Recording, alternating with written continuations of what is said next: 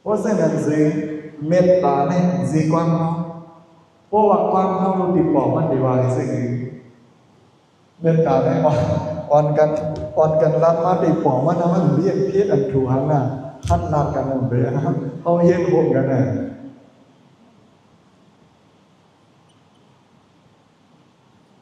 เมตตาเนี่ยนะเมตตาเนี่ยมันเป็นความปราณี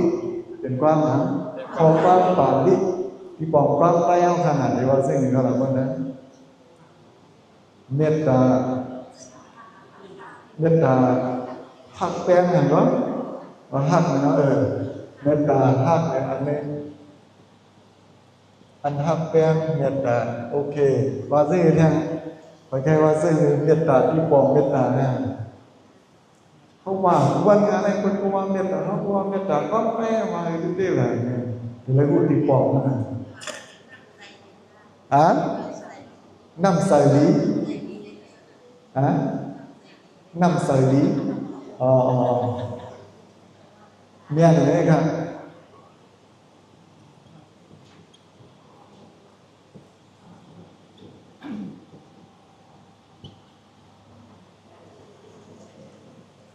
น้ำใสอันคาลี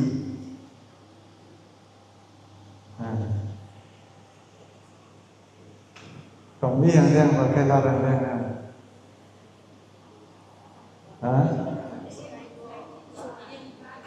อีกก็ส่งยืนส่งยืนวันอะไรก็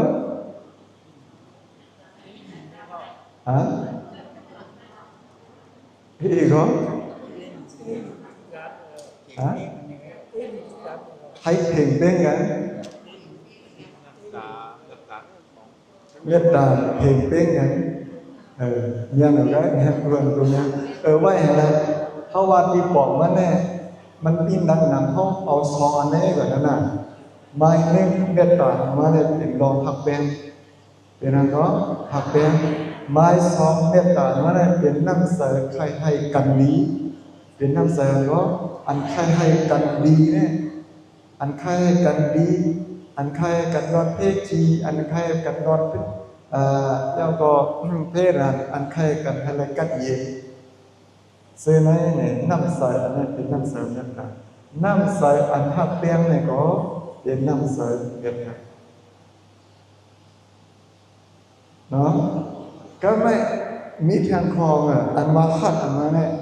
ความปราณีมีทางคอเหมือนเมตตาก็ซึ่งคือเนี่ยความปราณีมีทางคอเนี่ยอันนั้นเฮาว่าตัณหาหมายว่าตัณหาเนี่ยก็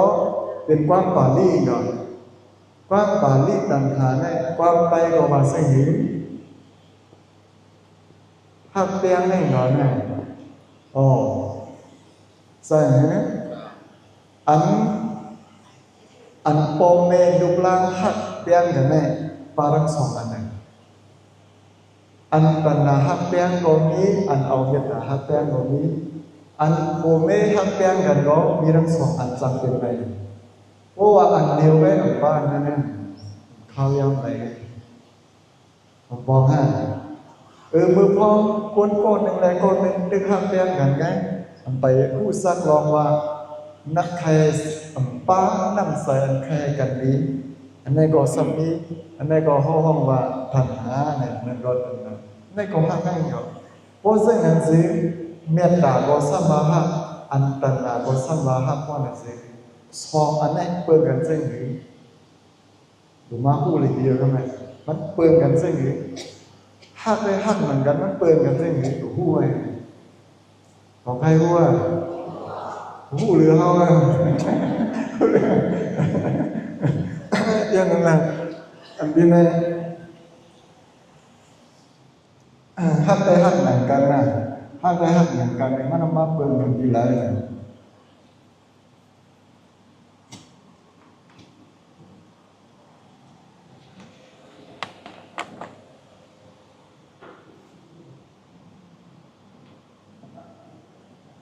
อันหักเมตตาในว่าหักได้หักด้วยกาวามันสำเป็นหานะ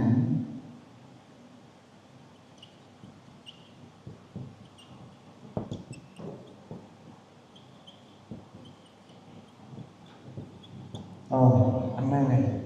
ในสัง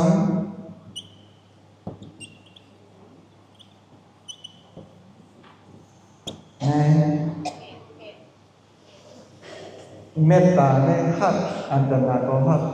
หักนั้นกันในสัมมาเปิดกันนั้นอันหักเมตตาในสังอันนิสัยใครอุปเปิดนิสัยใครเป็นไปใส่ใจไม่ชีเรจิตเดียวกับเมตตา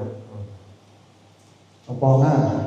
ก็ไม่อัตนาในก็หักอัตนาหักในสังเลยนะนิสัยใครอุปเปิดหักกล้วยนิสัยใครเปลี่ยนหักกล้วยหักสังเลยนะก็อันนาหักอันนิสัยใครเปลี่ยนหักนั้นสังเป็นเมตตาหักตาก็ไปใส่โลจิไม่ชีเรจิตเดียว但大家都发现有真系的这些不能同在在那个ขึ้นวนด้วยก็ไม่ได้ก็มาของพึ่งด้วยอย่างนี้ที่สองเดียวที่ครับ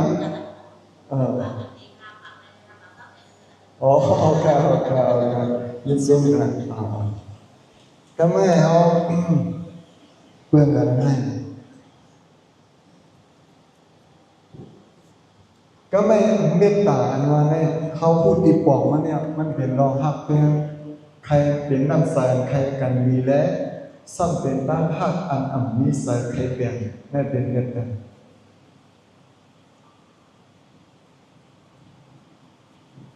น้ำใสเมตตาเนี่ยมันซ้ำลูกอะไรมากดูฮาติมามันเอากัน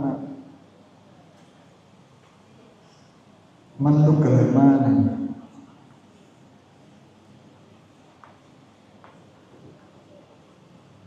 น้ำใสอันนี้เป็นน้ำใสในซุ้ม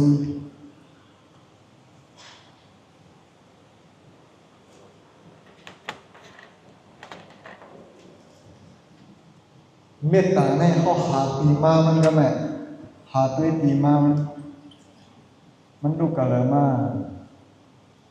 ยังเขาดูเลยอ้วนเลยเป็นรัดอย่าไปเครื่องกลางอยู่เป็นรัดมันอ้วนด้วยดีบอกเป็นข้าวเป็นตอนเป็นข้าวเป็นตอนเพิ่นว่าซะโอเคย้อนสังนั่นน่ะเฮาเสร็จแล้วก็ไม่ดีเลยมีมาน้ำใสเมตตาไม่โผมากันแล้วลุกกันแล้วมาหลวงปู่ก็ไม่หลวงปู่ตีมาเพราะว่าเฮามาหาตีมามันบ่ได้สิ่งน้ำใสเมตตามาไหนมันลุกมาตีไหนน้ำใสโกนสั่นสูงลุกมาตีละเนาะน้ำใสโกนสั่นสูงก็ไม่ลุกมาตีละลุกมาตีน้ำใส3ยามมาลุกมาตีน้ำใส3ยามมาลุกมาตีละก็น้ำใส3ยามมาลุกมาตีน้ำใสโกนสั่นสูงลุกมาตีน้ำใส3ยามมาเหมือนเส้นนั้นน้ำใส3มันก็เหมือนยามมามันก็น้ำใส3ยามมาเนี่ยน้ำใสของมนุษย์มันเหมือนเส้นนั้นน้ำใสโกนสั่นสูงอันนี้ความปาดิความมานาวะยามมาสู